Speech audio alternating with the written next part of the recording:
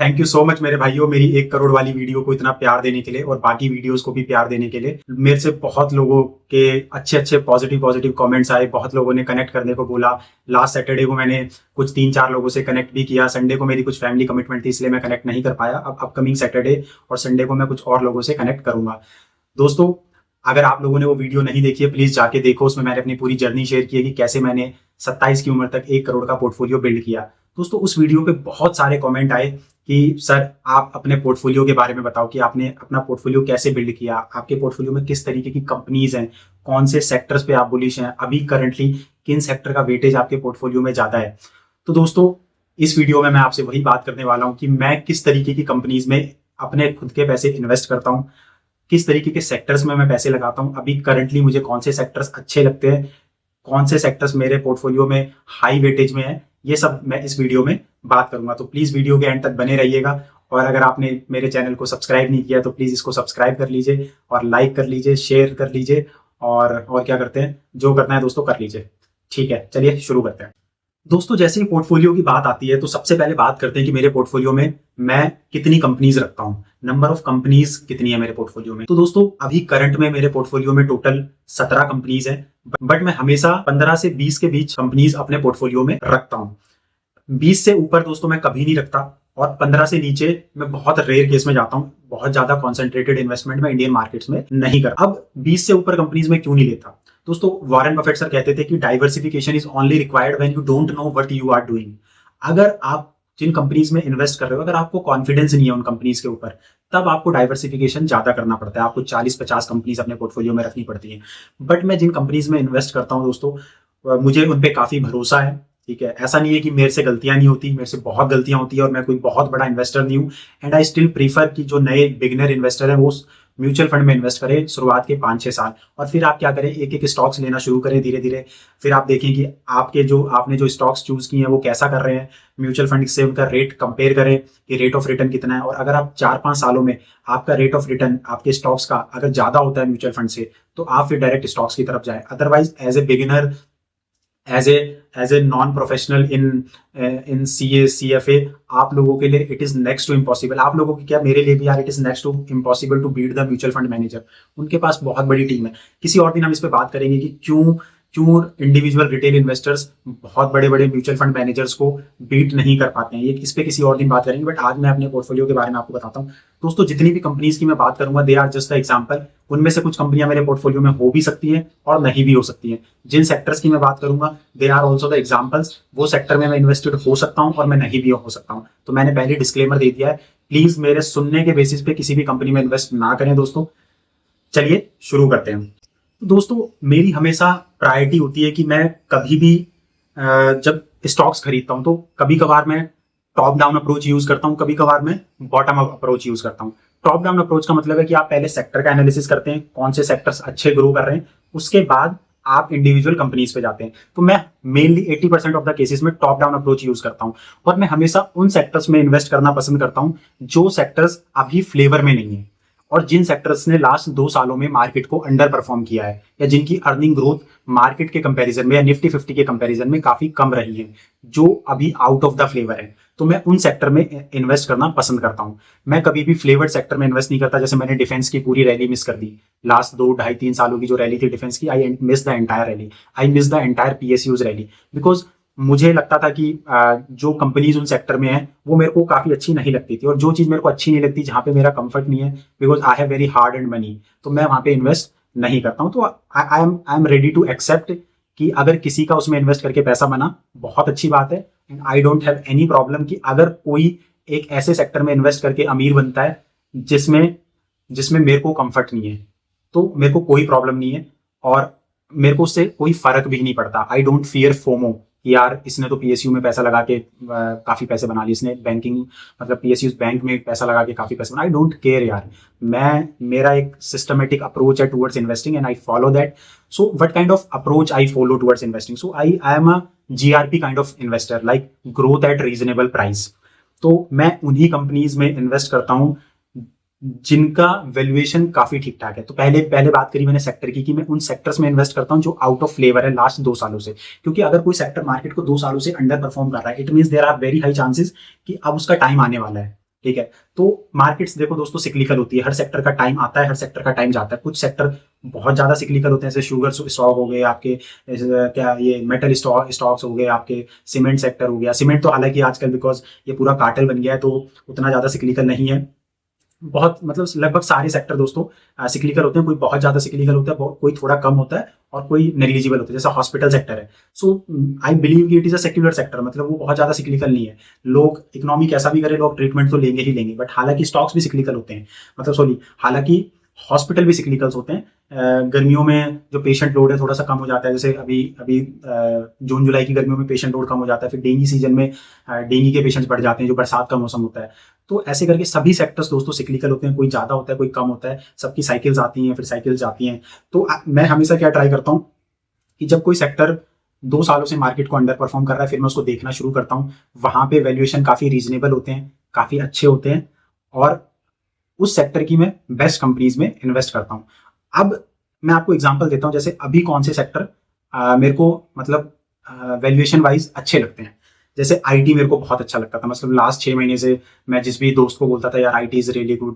अभी भी मैंने एक दिन वीडियो भी बनाई थी कि आईटी बहुत अच्छा लगता है मुझे।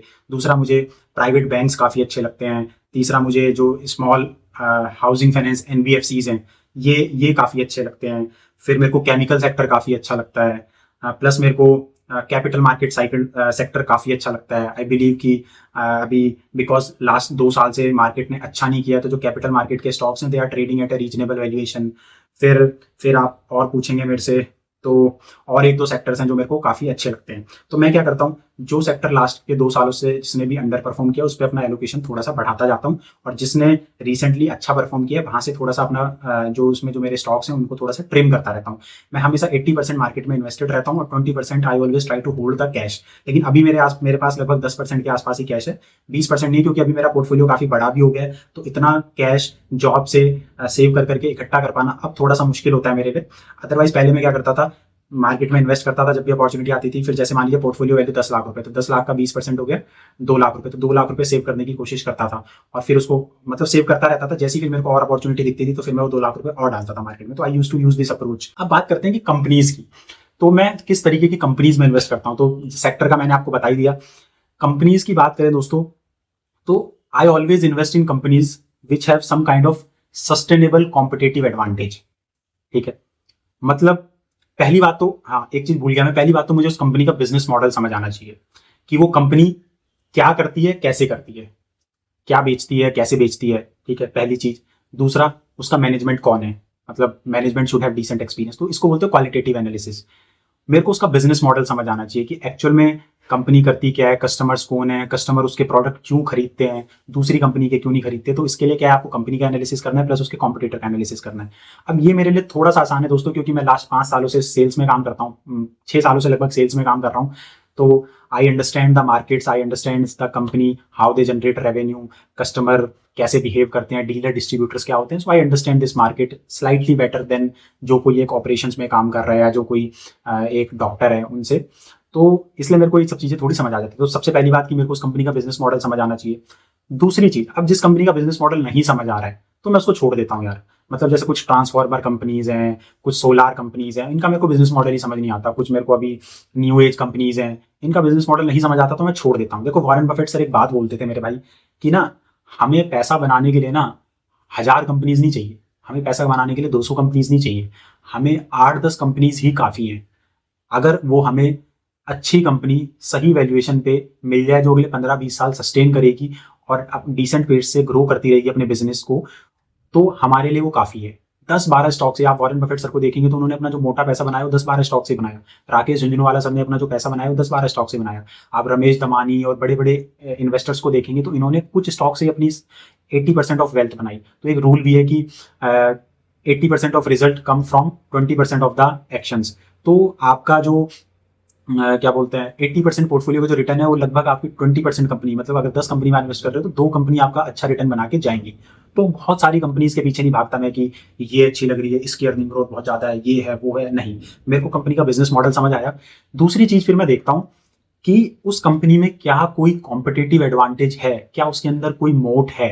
कॉम्पिटेटिव एडवांटेज होता है दोस्तों कि अगर अगर उसी तरीके का बिजनेस कोई और कंपनी उसके सामने खड़ा करते तो उस पहले वाली कंपनी के पास कस्टमर क्यों जाएगा? तो कॉम्पिटेटिव एडवांटेज बहुत तरीके के हो सकते हैं, इसको मोट भी बोलते हैं दूसरे टर्म्स में। तो दोस्तों जैसा कि मैंने आपको बताया, कॉम्पिटेटिव एडवांटेज या मोट जिसको हम बोलते हैं, ये बहुत तरीके के हो सकते हैं। जैसे एक तरीके का मोट होता है प्रोडक्ट क्वालिटी, या प्रोडक्ट में कुछ ऐसा डिफरेंशिएटिंग टेक्नोलॉजी है जो उस तरीके का प्रोडक्ट कोई और नहीं बना पा रहा है। जैसे कुछ पेटेंटेड प्रोडक्ट होते हैं, ठीक है, ये प्रोडक्ट क्वालिटी बहुत अच्छी है, आप सिंपल ये भी बोल सकते हैं। एग्जाम्पल, जैसे आप एप्पल के फोन यूज करते हैं, iOS फोन जो यूज करते हैं, एप्पल के फोन लोग क्यों खरीदते हैं? एक तो प्रीमियम फील होता है, ठीक है, लोग अपने आप को अमीर महसूस करते हैं कि यार मेरे पास एप्पल है। और मतलब ठीक है, वो मेरे को एक बात याद आ गई, हंसी मुझे इसलिए आ रही है क्योंकि जब मैं पिछली कंपनी में काम करता था तो मेरे को उन्होंने एप्पल का फ़ोन दे रखा था, iPhone 14, एंड मुझे तो कुछ ऐसे बहुत मतलब खास नहीं लगा। मैं आज भी अपना 4 साल पुराना 18,000 का सैमसंग A50 यूज़ करता हूँ। हाँ, तो एक तरीके का मोड हो सकता है आपका प्रोडक्ट क्वालिटी। जैसे एप्पल के लोग प्रीमियम फील करते हैं, प्लस जो एप्पल का इकोसिस्टम है वो काफ़ी सेफ माना जाता है, सिक्योर माना जाता है। तो लोग सेफ्टी और सिक्योरिटी के लिए भी एप्पल का फ़ोन यूज़ करते हैं कि इसको हैक नहीं किया जा सकता, इसको हैंग नहीं होता, ये सब चीज़ें हैं। तो ये एक तरीके का मोड हो गया, जैसे प्रोडक्ट क्वालिटी। दूसरा, जैसे आप एग्जांपल मान लो कि प्रोडक्ट क्वालिटी मैगी हो गया, तो काफ़ी अच्छी उसकी क्वालिटी, मतलब टेस्ट अच्छा आता है उसका, तो लोग यिप्पी के मुकाबले मैगी ज़्यादा प्रीफर करते हैं और आज तक बिक रही है। जैसे कोका कोला हो गया, तो कोका कोला में 2 तरीके के मोड हैं। एक तो उनके पास डिस्ट्रीब्यूशन का मोड है, मतलब आपको कोक एक छोटी से छोटी जगह पे भी मिल जाएगी, तो डिस्ट्रीब्यूशन का एक अलग तरीके का मोड होता है। प्लस उनकी क्वालिटी भी अच्छी है, कोक पीने में भी अच्छी लगती है। I also prefer Coke and Pepsi over any other brand. तो प्रोडक्ट क्वालिटी एक मोड हो गया, डिस्ट्रीब्यूशन एक मोड हो गया। डिस्ट्रीब्यूशन का एग्जांपल जैसे HUL है, ITC है, इनकी डिस्ट्रीब्यूशन नेटवर्क बहुत वास्ट है। डीलर डिस्ट्रीब्यूटर जो होते हैं इनके, वो हर एक चप्पे चप्पे में फैले हुए हैं, तो डिस्ट्रीब्यूशन नेटवर्क इनका बहुत अच्छा है। तो डिस्ट्रीब्यूशन एक तरीके का मोड हो गया। तीसरा, नेटवर्क इफेक्ट होता है। जैसे मतलब आपके CDSL हो गया, NSE हो गया। NSE BSE में लोग ज़्यादा क्यों आते हैं? क्योंकि वहाँ पे ट्रेडिंग के लिए वॉल्यूम ज़्यादा अवेलेबल है। बिकॉज वॉल्यूम ज़्यादा अवेलेबल है इसलिए ट्रेडर ट्रेडिंग के लिए वहाँ पे आते हैं। ट्रेडर वहाँ पे आते हैं इसलिए वॉल्यूम उससे और ज़्यादा हो जाता है। फिर बिकॉज और ज़्यादा इसलिए और ट्रेडर आते हैं। तो वो एक तरीके का नेटवर्क इफेक्ट है कि एग चिकन एग वाला। तो ये हो गया। CDSL भी सिमिलर काइंड ऑफ उनका मोड है। तो लो कॉस्ट प्रोड्यूसर एक तरीके का मोड होता है। जैसे एग्जांपल डीमार्ट हो गया आपका, उनका डिस्ट्रीब्यूशन नेटवर्क भी काफ़ी अच्छा है। प्लस वो क्या, कॉन्सेंट्रेटेड डिस्ट्रीब्यूशन नेटवर्क यूज़ करते हैं। एक क्लस्टर मॉडल फॉलो करते हैं कि एक एरिया में वो ज़्यादा स्टोर्स खोलते हैं ताकि इन्वेंट्री वो अच्छे से मेंटेन करें, इन्वेंट्री टर्नओवर अच्छा हो। और प्लस उन्होंने क्या, property their properties are not rented, they are owned. तो जिसकी वजह से उनका रेंट बच जाता है। तो वो क्या है, उसमें से कुछ प्राइस कस्टमर को पास ऑन कर पाते हैं, तो सस्ते में भी सामान दे पाते हैं। इन्वेंट्री टर्नओवर ज़्यादा होता है, सेल्स टर्नओवर उनका ज़्यादा है। इस वजह से ये एक तरीके का लो कॉस्ट एक तरीके का मोड हो गया। या किसी को मतलब रॉ मटेरियल्स बहुत सस्ते मिल रहे हैं किसी भी वजह से, और कंपटीशन को रॉ मटेरियल सस्ते नहीं मिल पा रहे हैं, तो क्या एक आदमी अपना दाम सस्ता रख पाएगा और उसको सस्टेन कर पाएगा। बट दूसरा जिसको रॉ मटेरियल प्राइसेस सस्ते नहीं मिल रहे हैं, वो क्या करेगा, वो अपने दाम को अगर सस्ता करने की कोशिश करेगा तो उसके मार्जिन क्लिप्स होंगे और अल्टीमेटली वो बिजनेसेस गर्त में चले जाएंगे। तो दोस्तों, कॉम्पिटिटिव एडवांटेज का फायदा क्या होता है? कॉम्पिटिटिव एडवांटेज बिजनेसेस को खराब इकोनॉमिक साइकिल में या खराब माहौल में या हाई कॉम्पिटिटिव एनवायरनमेंट में सस्टेन करने में हेल्प करता है। बहुत तरीके के मोड, रिलायंस के पास जैसे कैपिटल का मोड है, उसके पास हाई कैपिटल है, हाई डिस्ट्रीब्यूशन नेटवर्क है, काफी सारे मोड हैं उसके पास। Although they are not able to grow their business at a very fast rate, but they have the ONGC, जो ONGC है उसके पास रिसोर्सेज का मोड है, कोल इंडिया के पास मोड है। तो जरूरी नहीं है कि companies which are high growing उनके पास ही मोड होता है, लो ग्रोइंग कंपनीज के पास भी मोड होता है। तो हमें ऐसे सेक्टर में कंपनीज, अब जैसे कोल है, पेट्रोलियम सेक्टर है, इन कंपनीज के पास भी मोड है। बट ये जो सेक्टर है, दे आर, इनके अंदर ग्रोथ नहीं है। तो इसमें अगर आप कंपनी खरीदोगे तो आपको उतना फायदा नहीं करेगी। आपको ऐसे सेक्टर आइडेंटिफाई करने हैं जिसमें कंपनीज के पास कुछ मोड भी है, plus they are high growing sector. जैसे कैपिटल मार्केट हो गई, ये सेक्टर मेरे को बहुत अच्छा लगता है। इसमें क्या है, first of all there is a huge headroom for growth for next 15, 20, 30, 40, 50 years के लिए। आपको क्या लगता है, इंडिया की स्टॉक मार्केट कभी बंद होगी? नहीं होगी। कैपिटल मार्केट इंडिया की कभी बंद नहीं होगी। और currently we have 20 crore demat account and it is going to grow at minimum pace of 10 to 12% every year. Plus क्या है, लोग और ज्यादा, जैसे जैसे फाइनेंशियल अवेयरनेस बढ़ेगी, लोग और ज्यादा शेयर्स खरीदेंगे, बेचेंगे, और ज्यादा ट्रेडिंग करेंगे। और आपको पता है लोग फ्यूचर एंड ऑप्शंस के पीछे तो पागल हैं, तो और ज्यादा ये करेंगे। तो इससे किन कंपनीज को फायदा मिलेगा? तो कैपिटल मार्केट में कौन कौन सी कंपनीज हैं दोस्तों? ये कंपनीज मेरे पोर्टफोलियो में हो सकती हैं। तो जैसे आपका अगर एक्सचेंजेस की बात करें तो इंडिया में 2 एक्सचेंज है, तो दैट इज डुओपोली, एनएसई और बीएसई। एनएसई तो अभी लिस्टेड भी नहीं है, तो बीएसई लिस्टेड है। तो बॉम्बे स्टॉक एक्सचेंज हो गया, नेशनल स्टॉक एक्सचेंज हो गया। तो जितनी भी ट्रेडिंग मतलब ट्रेडिंग वगैरह ये सब होगा तो ये एनएससी बीएसई पे ही होगा। तो आप ये समझो कि क्या इन कंपनीज के पास मोट है? डेफिनेटली मोट है। इनके पास ट्रेडिंग वॉल्यूम्स का मोट है। अब कोई एक नया नया प्लेटफॉर्म आके उसके ऊपर कोई ट्रेड इसलिए नहीं करेंगे क्योंकि उस पर वॉल्यूम नहीं होगा। वॉल्यूम नहीं होगा तो इसलिए लोग ट्रेड नहीं करेंगे, तो उसके लिए बहुत डिफिकल्ट हो जाएगा सस्टेन करना। तो हालांकि एक और ट्रेडिंग प्लेटफॉर्म है, एक और एक्सचेंज अवेलेबल है इंडिया में जिसका नाम है एमएसई करके एक्सचेंज है। एमएसई करके एक्सचेंज है, मैं नाम भूल रहा हूँ उसका, आप सर्च कीजिएगा। तो ये लगभग डुओपोली है और इनके पास कॉम्पिटेटिव एडवांटेज है। दोनों कंपनी मतलब आई थिंक अगले 20-25 साल सस्टेन करेंगी, ऊपर से कैपिटल मार्केट ग्रो करेगा। तो बीएससी ऑलरेडी मेरे मतलब इट इज़ अ डिस्क्लेमर कि it is already in my portfolio, और ये अभी से नहीं है मेरे पोर्टफोलियो में। लगभग ये मैंने रशिया यूक्रेन वॉर के टाइम पे खरीदा था। और फिर कैपिटल मार्केट के और कौन से CDSL NSDL हो गए। CDSL is already in my portfolio for last during Russia Ukraine war, तब से मेरे पास है। ठीक है, हालांकि CDSL तो मेरे पास उससे पहले से है। फिर क्या बोलते हैं, फिर आपके पास ये आपके कैम्स हो गया, आपके फिनटेक हो गया, फिर आपकी ब्रोकरेज कंपनीज होगी। हालांकि मेरे को ब्रोकरेज कंपनीज में उतना कोई कॉम्पिटेटिव एडवांटेज नहीं लगता, प्लस वेल्थ एडवाइजरी कंपनीज में मेरे को उतना कोई कॉम्पिटेटिव एडवांटेज नजर नहीं आता। बट इन तीन सेक्टर में, जैसे आपका एक्सचेंजेस हो गए, प्लस डिपॉजिटरीज हो गई, प्लस ये कैम्स और फिनटेक हो गए, इनमें मेरे को स्टिल आई फील कि there is some kind of moat and I am already invested in these companies. अब मैं क्या करता हूँ दोस्तों, एक कंपनी पकड़ता हूँ ऐसी और उसमें बहुत लंबे समय तक रुकता हूँ। मेरा ये नहीं है कि आज किया तो बढ़ गया तो 2 महीने बाद मैंने बेच दिया, फिर नीचे घट गया ले लिया, फिर और ऊपर बढ़ गया 5%, तो ऐसा नहीं करता मैं। मैंने ये स्टॉक रखे हैं और अगले शायद 15-20-25 साल तक मैं इनको अपने पोर्टफोलियो में रखूंगा, अनटिल अनलेस मुझे बहुत ज़्यादा कोई इसमें प्रॉब्लम नजर नहीं आएगी। हालांकि ऐसा होता है कि जब कैपिटल मार्केट अच्छा नहीं करती है, सभी स्टॉक मार्केट अच्छा नहीं कर रही, तो इनकी अर्निंग्स ग्रोथ उतनी नहीं आती, तो अर्निंग साइडवेज चली जाती है। But this is the right time to invest in these stock, because क्या अर्निंग साइडवेज है तो मार्केट इनको उतनी वैल्यूएशन नहीं दे रही है, तो वैल्यूएशन काफी इनके अभी सस्ते नजर आएंगे। हालांकि अभी बीएससी का valuation I don't think it is cheaper, but CDSL और कैम्स वगैरह का वैल्यूएशन मेरे को काफी ठीक ठाक लगता है। एंड करंटली तो अभी मैंने इसमें कुछ इन्वेस्ट नहीं किया, जब का इन्वेस्टेड हूँ। और बीच बीच में मैं जब भी पैसा आता है तो जो मेरे को लगता है कि हाई कॉम्पिटेटिव एडवांटेज वाली कंपनीज है, भाई मेरे को 50 कंपनी क्यों ढूंढनी है? अगर मेरे पास मान लो 10 कंपनीज भी है जिनके पास कॉम्पिटेटिव एडवांटेज है, जो अगले 20 साल तक सस्टेन करेंगी और जो रीजनेबल ग्रोथ दिखाती रहेंगी, तो मैं उसमें बना रहूंगा ना। क्यों लोग, मेरे को नहीं पता, आजकल लोग बाय एट एनी प्राइस वाले उस पर आ गए कि अर्निंग ग्रोथ के पीछे भाग लें 50%, 60%। अरे यार ये देखो ना कि 50-60% से वो कितने साल तक ग्रो करेगी?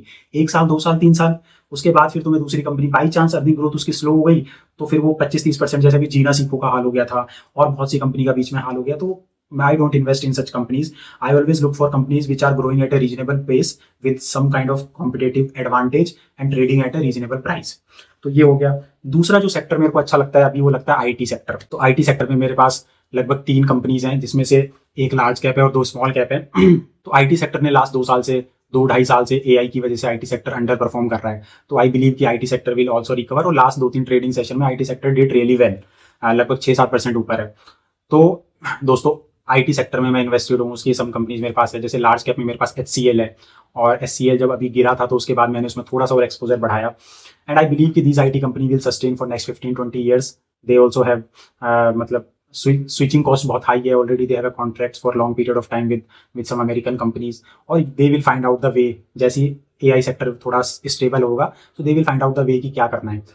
तो मैं IT में इन्वेस्टेड हूँ। फिर मेरे पास सम स्मॉल NBFCs कंपनी है, जैसे NBFC housing finance companies mainly. तो दोस्तों एक और सेक्टर है जिसमें मैं काफ़ी इन्वेस्टेड हूँ और मेरा काफ़ी ज़्यादा एलोकेशन है, that is small NBFCs, housing finance NBFCs जो हैं, उसमें मैं काफ़ी इन्वेस्टेड हूँ। और मेरे को लगता है कि लास्ट 1-1.5 साल से उन्होंने काफ़ी ख़राब परफॉर्म किया है। Now they are trading at a below their historical average valuation, मतलब काफ़ी सही वैल्यू पे ट्रेड कर रहे हैं। एंड आई बिलीव कि इसमें मेरे को ना इस सेक्टर में मेरे को थोड़ी प्रॉब्लम क्या लगती है, ये NBFC सारी मतलब अच्छी हैं। जैसे आप एप्टस का देख लो, होम फर्स्ट फाइनेंस देख लो, आवास फाइनेंशियल देख लो, आधार हाउसिंग फाइनेंस देख लो, these are really good companies, Bajaj housing finance देख लो, these are really good companies. And all of them are growing at a decent pace, कोई 20% से, कोई 22% से, कोई 24% से, कोई 26% से, but they are all growing about 20% rate and are also trading at a reasonable valuation. The problem with these companies are कि इसमें कोई ऐसा बहुत सस्टेनेबल कॉम्पिटेटिव एडवांटेज नहीं है किसी एक कंपनी में दूसरे के मुकाबले, और अगर होगा भी तो बहुत कम है मतलब। तो लेकिन ये सेक्टर मेरे को बड़ा ही मतलब प्यारा सा सेक्टर लगता है जो लगभग 18-20-22% से ग्रो करता है। इसमें मैं ना ऐसी कंपनी हमेशा ट्राई टू आइडेंटिफाई की पहले जैसे मेरे पोर्टफोलियो में होम फर्स्ट फाइनेंस थी, शायद अभी भी हो सकती है दोस्तों, I will not give you exact clue, और एक और कंपनी है मेरे पोर्टफोलियो में। तो अभी इनकी रिसेंटली ग्रोथ थोड़ी सी स्लो हुई है पहले के मुकाबले, क्योंकि इनका बेस भी थोड़ा बढ़ता जा रहा है और फाइनेंशियल मार्केट भी अभी इतनी अच्छी कर नहीं रही थी, क्रेडिट मार्केट भी इतना अच्छा नहीं कर रही थी। तो मैं कभी भी हाउसिंग फाइनेंस में ना बहुत हाई ग्रोथ कंपनीज के साथ नहीं जाता। प्रॉब्लम क्या है ना इनमें कि दोस्तों लोन देना कोई बहुत बड़ी बात नहीं है। मेरे को अगर कोई होम लोन आके दे, मैं I am ready to take it यार, मैं बोलूंगा हाँ दे दे मेरे को।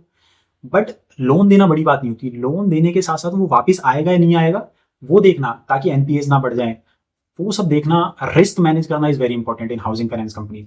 सो जितनी भी ये लोन कंपनीज होती हैं जो लोन दे के बिजनेस करती हैं कि लोन दिया, कहीं से पैसा उठाया, कहीं आगे पैसा दिया, बीच में जो 1-2-4% का मार्जिन कमाया, उससे अपना खर्चा निकाला, तो ये इस तरीके के बिजनेस में कोई कॉम्पिटेटिव एडवांटेज तो है नहीं। तो मैं क्या देखता हूँ कि ये कोई बहुत ज्यादा रिस्क तो नहीं ले रही एग्रेसिवली अपनी लोन बुक को ग्रोथ करने के लिए। तो हमेशा जब आप बैंक्स में इन्वेस्ट करो, एनबीएफसीज में इन्वेस्ट करो, तो always don't look for very high growth companies, look for the companies which are growing at a decent pace with lowest risk, जो बहुत कम रिस्क ले रहा है। तो ऐसी कंपनीज में तो मैं हाउसिंग फाइनेंस कंपनी में इन्वेस्टेड हूँ। फिर आपका जैसे और मैं बताता हूँ, हॉस्पिटल सेक्टर में मेरा लगभग 15% of my portfolio is in hospital health care sector. The reason why I like hospital sector is it is a secular sector which have predictability of earning for next 10-12 years। मतलब सारे hospital बहुत अच्छा कर रहे हैं and they are growing at a decent pace. और hospital sector क्या है, एक तो इसमें इकोनॉमिक अच्छा करे खराब करे, ये अपना धीरे धीरे ग्रो करता रहता है, और सारे हॉस्पिटल अच्छा खासा कैपेक्स कर रहे हैं, और लगभग Indian health care sector is growing more than 10%, so hospital sector is growing around 10-12%, और the pace with which they are doing the capex उसके हिसाब से। और मुझे लगता है जैसे एवरेज रेवेन्यू पर ऑपरेटिंग बेड जो इनका 4-5% से बढ़ रहा है, तो उस हिसाब से लगभग 17-18% की ग्रोथ इस सेक्टर में सस्टेनेबल है with a good kind of hospital. तो मेरे पोर्टफोलियो में मेदांता है, एंड इट इज बिकॉज मैं मेदांता में विजिट भी करता था as a sales person, Lucknow Medanta में मेरा काफ़ी आना जाना होता था। तो आई लाइक मेदांता ग्रुप जो उसका ग्लोबल हेल्थ है, and I M invested in this stock since the time of its IPO के टाइम से मैं इन्वेस्टेड हूँ, और बहुत बढ़िया कर रहा है, ठीक कर रहा है। बीच में थोड़ी अर्निंग ग्रोथ स्लो हो गई थी, बट अभी रिसेंट क्वार्टर की अर्निंग ग्रोथ काफ़ी अच्छी है। तो मैं इस सेक्टर में इन्वेस्टेड हूँ। फिर केमिकल सेक्टर में मैं इन्वेस्टेड हूँ। केमिकल ने लास्ट 2-2.5 सालों में लोगों को बहुत रुलाया। कोविड के बाद केमिकल ने बहुत पैसा बना के दिया, उसके बाद केमिकल सेक्टर ने काफ़ी रुलाया लोगों को, और अभी मुझे लगता है कि chemical sector is trading at a reasonable valuation, और उसमें मेरे पास केमिकल सेक्टर में कुछ कंपनीज हैं। और केमिकल सेक्टर मेरे को थोड़ा रिस्की सेक्टर लगता है, इसमें मेरा पास्ट एक्सपीरियंस थोड़ा सा खराब रहा है, बट इसमें मैं मार्केट लीडर्स के साथ रहता हूँ, और डिसेंट मतलब मेरे को लगता है कि 18-20% का CAGR मैं यहाँ से निकाल लूँगा अगले 2-2.5-3 सालों तक। तो केमिकल सेक्टर मेरे स्टॉक पोर्टफोलियो में है। फिर बीच में कुछ कंपनीज में ट्रैक करता हूँ। तो दोस्तों आप देखोगे कि कुछ कंपनीज हैं मेरे पोर्टफोलियो में जिनको मैं लगभग बहुत लंबे समय तक होल्ड करूँगा, जैसे CDSL हो गया, BSC हो गया, कैम्स हो गया, आपकी कुछ IT की कंपनीज हो गई। I am going to hold them for a very long period of time. But जैसे केमिकल सेक्टर हो गया, NBFCs कंपनी हो गई, इनमें मैं थोड़ा स्विच करता रहता हूँ, इधर से उधर, यहाँ से बुक कर लिया थोड़ा प्रॉफिट, दूसरी में इन्वेस्ट कर दिया, मैं ऐसे करता रहता हूँ, because I don't think they have sustainable competitive advantage. So दोस्तों मैं बहुत फ्रिक्वेंट बाइंग और सेलिंग नहीं करता हूँ, मैं हमेशा 80-90% मार्केट में इन्वेस्टेड रहता हूँ। और मैं क्या करता हूँ, जैसे जैसे मेरे पास कैश इकट्ठा होता जाता है, आई लुक फॉर कंपनीज, और मैं पहले देखता हूँ कि मेरे एग्जिस्टिंग पोर्टफोलियो, अगर मेरे को CDSL में अपॉर्चुनिटी मिल रही है, it is trading at a reasonable valuation, तो मैं किसी दूसरी कंपनी की तरफ क्यों जाऊँगा। आप मुझे सिंपल सा बताओ, अगर मुझे अपने IT स्टॉक्स में जो करंट पोर्टफोलियो मेरा अगर कंपनी सही कर रही है, मुझे उसी में अपॉर्चुनिटी नजर आई, तो I will invest in that company. मैं खामखा किसी नई कंपनी को आइडेंटिफाई करूंगा, फिर ये करूंगा वो करूंगा, उसमें फिर बाई चांस वो बेट गलत हो गई तो मेरा पैसा डूब जाएगा।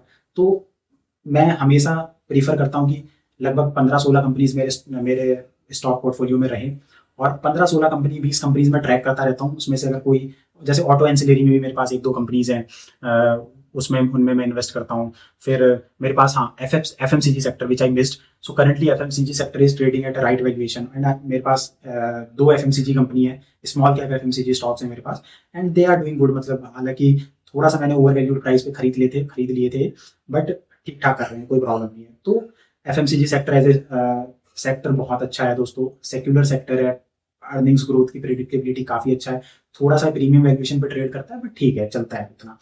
तो दोस्तों जैसा कि मैंने आपको बताया, ये है मेरी इन्वेस्टमेंट थ्योरी, इन्वेस्टमेंट अप्रोच। आपको ये कैसी लगी आप मुझे कमेंट में बताओ, कुछ डाउट है, मैं कुछ गलत कर रहा हूँ तो वो भी कमेंट में बताओ, मैं उसको इंप्रूव करूंगा। कुछ आप लोग मेरे से पूछना चाहते हो तो वो भी बताओ। देखो, direct stocks I can't recommend, और डायरेक्ट स्टॉक्स या मेरे बताए हुए स्टॉक्स अगर आप खरीदोगे, मैंने पता नहीं कब खरीदे थे, आप आज खरीदोगे, 3 महीने बाद शायद मैं उसमें से निकल जाऊं, लेकिन आप ओवरऑल मेरा पर्सपेक्टिव समझो कि अगर कंपनी में कॉम्पिटेटिव एडवांटेज नहीं होगा तो वो कंपनी ज्यादा दिन सर्वाइव नहीं कर पाएगी अपनी अर्निंग ग्रोथ को एट अ फास्ट रेट, और उसको कभी वैल्यूएशन भी बहुत ज्यादा नहीं मिले। जैसे क्रिसिल है, तो उसके अंदर एक कॉम्पिटेटिव एडवांटेज है, तो ऐसी कंपनीज में आपको इन्वेस्ट करना है। मैं क्या देखता हूँ, मैं देखता हूँ क्या कंपनीज में कॉम्पिटेटिव एडवांटेज है, फिर किसी सेक्टर में क्या, किसी क्वार्टर में क्या होता है, कभी बार उसकी अर्निंग ग्रोथ थोड़ी सी कम हो जाती है, कुछ भी मैक्रो इकोनॉमिक फैक्टर की वजह से पूरी दुनिया की मार्केट गिर रही है, तो वो कंपनी के जाहिर सी बात है सब गिरता है। जैसे अभी इजराइल ईरान वॉर हुआ था तो पूरी दुनिया में हाहाकार मचा हुआ था, तो सारे स्टॉक्स नीचे गिर रहे थे। तो ऐसे टाइम पे जो क्वालिटी स्टॉक्स हैं, because they are falling due to some external factor, तो मैं उनको अकम्युलेट करता हूँ। तो ऐसे ऐसे मैं इन्वेस्ट करता हूँ। लास्ट टाइम मैंने जो एग्रेसिव बाइंग करी थी वो करी थी ड्यूरिंग रशिया यूक्रेन वॉर, और अभी मैंने कुछ मतलब 2 4 5 लाख रुपए इन्वेस्ट किए थे मार्केट में, जब अभी निफ्टी 10% के आसपास फॉल किया था। Otherwise I don't invest currently, I am not investing. I still feel कि मार्केट अभी बहुत ज़्यादा सस्ता नहीं हुआ है, एंड दैट्स इट दोस्तों। और हमेशा वैल्यूएशन का मैं बहुत ध्यान रखता हूँ। मैं जब तक किसी कंपनी को नहीं लेता जब तक मेरे को उसमें वैल्यूएशन कंफर्ट ना हो। नो डाउट कंपनी कितनी भी अच्छी हो, it doesn't matter for me, because दोस्तों वैल्यूएशन आप कितना रेट ऑफ रिटर्न बताओगे, ये इस बात पे डिसाइड नहीं होता कि आप शेयर को किस वैल्यू पे बेच रहे हो, ये इस बात पे डिसाइड होता है कि आप उसको किस वैल्यू पे खरीद रहे हो। That is far more important then buying, is far more important then selling a share. तो मेरे को वैल्यूएशन कंफर्ट जब तक नहीं होता है किसी सेक्टर में, किसी स्टॉक में, I don't invest their, because my first rule is don't lose your capital, and my second rule is don't forget rule number 1। ठीक है, तो दिस इज माई रूल। भाई पैसा गंवाना नहीं है, भले ही 20% की जगह 18% का रिटर्न मिल जाए, 18 की जगह 16% का रिटर्न मिल जाए, बट मार्केट में बनी रहना है for a very long long period of time, पैसा बन जाएगा। ठीक है, और द बेस्ट पार्ट इज की अभी भी मेरा पोर्टफोलियो लगभग 16% अप है। तो that's the best part about my portfolio, and this is a role of valuation. लोग पता नहीं आजकल क्या वैल्यूएशन को भूल ही गए हैं। भाई जब मार्केट गिरता है ना तो महंगे स्टॉक सबसे ज्यादा गिरते हैं, चाहे उनकी अर्निंग ग्रोथ फिर कैसी भी हो। अर्निंग ग्रोथ डेफिनेटली, मैं ये नहीं कह रहा कि अर्निंग ग्रोथ इंपॉर्टेंट नहीं है, लोगों को लगता है कि यार ये तो अर्निंग ग्रोथ के अगेंस्ट वोट है, नहीं, but there should be some price. भाई इतनी ग्रोथ के लिए मैं इतना प्राइस ही दूंगा, मैं कुछ भी प्राइस पे नहीं खरीदूंगा, और फिर मैं ये देखूंगा कि क्या इसकी अर्निंग अगले 10 सालों तक सस्टेन करेगी। अगर सस्टेन करेगी तो I will give him some premium. भाई एप्पल को भी तो सब प्रीमियम देते हैं ना, जबकि सारी क्वालिटीज एंड्रॉइड में भी मिल रही है, बट प्रीमियम पे करना तब बनेगा ना जब उसमें कुछ कॉम्पिटेटिव एडवांटेज हो, उसमें कोई तरीके का मोट हो। बट अगर ऐसा कुछ भी नहीं है तो मैं फिर उसको क्यों प्रीमियम पे करूँ? मुझे पता है 2 साल बाद ये नीचे जाएगी। जीना सीखो और बहुत सारी कंपनीज है जिसमें मैं नाम नहीं लूंगा, वरना जो इन्फ्लुएंसर्स हैं जो इस तरीके के स्टॉक रिकमेंड करते हैं, फिर उनकी फौज आके मेरे को गाली देने लगेगी कमेंट बॉक्स में। बट दोस्तों इन्वेस्टिंग बहुत सिंपल है, लेकिन इतनी आसान नहीं है। सिंपल बनाओ उसको। कुछ कंपनीज हैं जो अच्छे कॉम्पिटेटिव एडवांटेज है उनके पास, अच्छे सेक्टर में है, और आपको सही मौका मिलता है उनमें इन्वेस्ट करने का। बहुत ज्यादा फ्लेवर्ड सेक्टर की तरफ मत भागो, अदरवाइज जब मार्केट आपको पता है ना जब नीचे गिरता है तो फिर कैसे स्टॉक्स डाउन जाते हैं। सो चलिए दोस्तों, कमेंट में बताइएगा कैसा लगा ये वीडियो। जय हिंद, जय भारत।